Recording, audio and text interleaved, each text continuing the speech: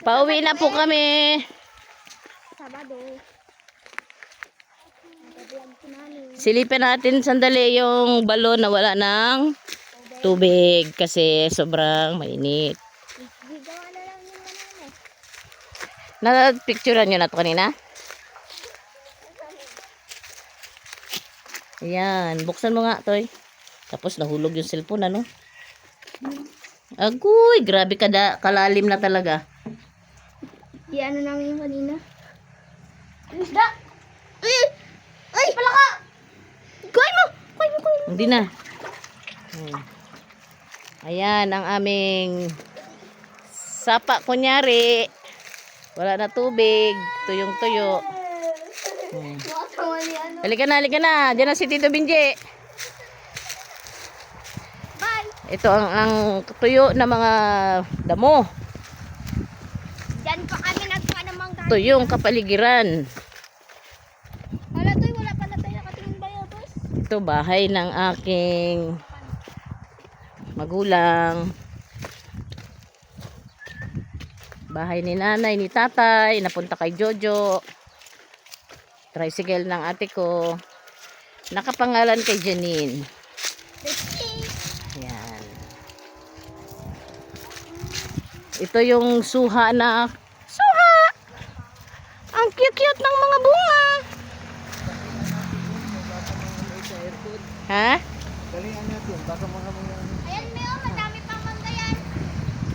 Ayan ang pinagkunan nila ng mangga kanina. Strapol, wala ng bunga.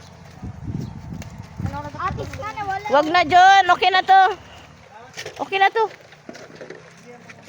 Hindi na yan.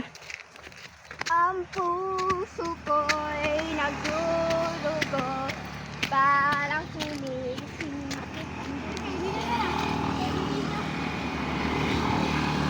Antay na lang kami ng aming kuya. Toy, tingnan mo ba? Siya ang aming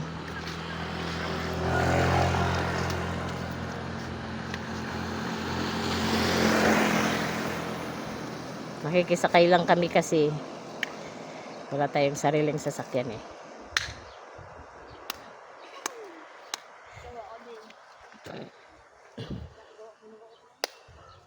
Ayan po yung part ng aming property.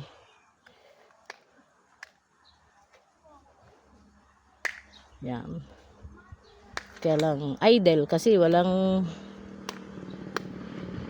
nang nakatira. Walang kumikilos.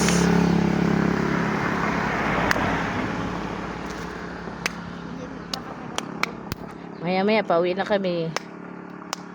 Hinintay lang namin yung si Kuya Benji.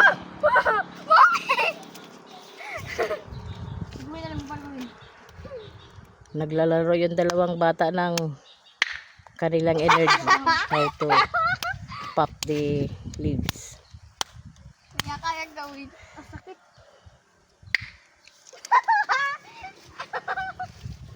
Baka makapay yung mga nakukuha kong dahon. Maliit man kasi.